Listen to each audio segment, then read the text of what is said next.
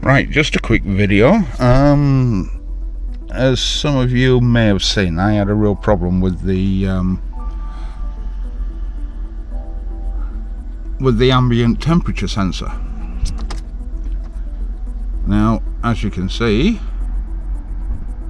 it's fixed.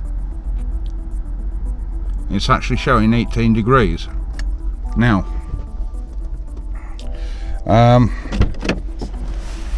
there are two locations for this. Right, and as you can tell, I'm in a supermarket car park and I've just fixed this. Right, so the first location is somewhere behind here on the radiator, but mine is actually under there. So let me just turn the torch on.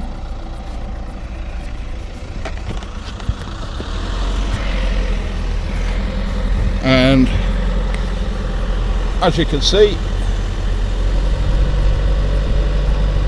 it sits just there. That's the cable for it. Right, and just to give you a frame of reference, that's the radiator, that's the intercooler, that is the aircon radiator.